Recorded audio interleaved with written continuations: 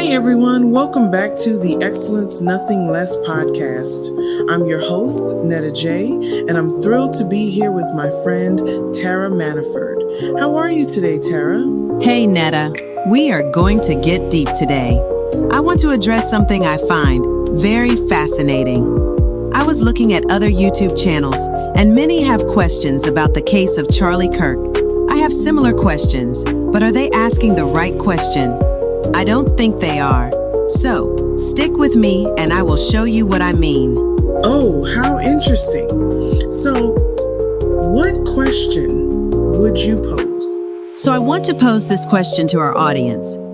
Who do you think would profit or benefit in any kind of way right now from Charlie Kirk being silenced? I can tell you that it would not be the LGBTQ plus community because they were already being attacked. So this raises the stakes. This is a very intriguing question. This very question leads us to explore how political or prophetic voices have been silenced throughout history. I believe we are seeing history repeat itself. Exactly. Political silencing has been part of our social reality for ages. It often has dramatic effects on political and social processes. Can you give us some examples of that? Sure. Well, take the silencing of Israeli Prime Minister Yitzhak Rabin in 1995 by far-right Israeli student Yigal Amir. Many scholars argue it was the major reason for the collapse of the peace process between Israel and Palestinians. That's incredible. One death affected millions of lives. The ripple effects are huge. Exactly. And what's fascinating is how the impact of silencing is often understudied. Really? Why do you think that is? There's often a period of silence after these events, which scholars refer to as the silence of the prophets. It often marked times of spiritual decline or judgment, and sometimes it seems to bring the very wrath of God, and these empires fell. So, who benefits from these voices being silenced? Typically, it's those in power, political leaders, religious institutions, anyone wanting to maintain the status quo. So it's about control. Yes. When political or prophetic voices are silenced, it creates a vacuum filled by those already holding power. And what role do religious institutions play in this? They often used propaganda campaigns before the term was even popular. They sometimes suppress political or prophetic voices, labeling them as prideful or heretical.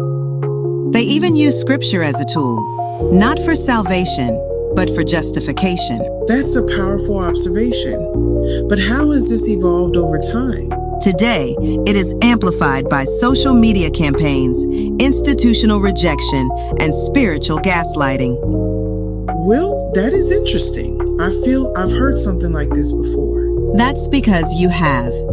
Remember the book of Matthew, chapter 4, verses 1 through 11, when Satan was trying to tempt Jesus, and he even used Psalm 91, telling Jesus to throw himself down, saying, "For it is written, he will command his angels concerning you," but omits the part of the context of trusting God.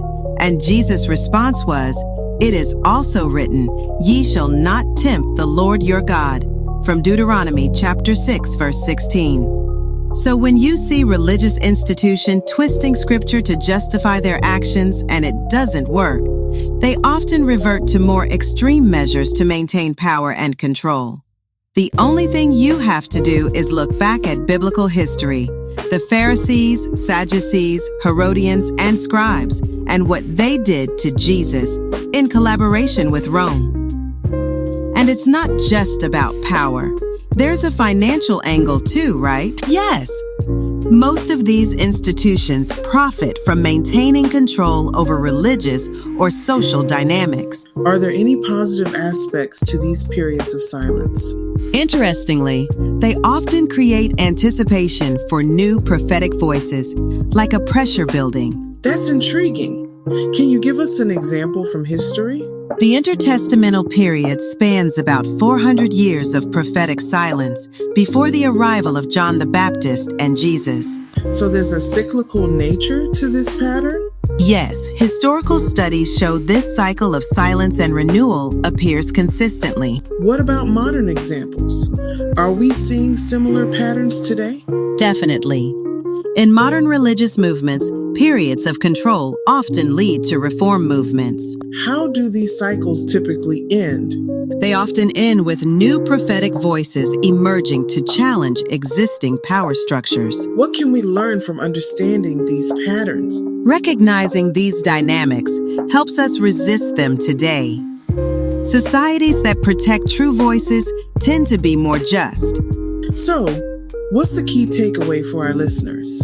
Keep asking questions, but ask the right question. Who profits for silencing voices? The Bible already warns us, the love of money is the root of all evil.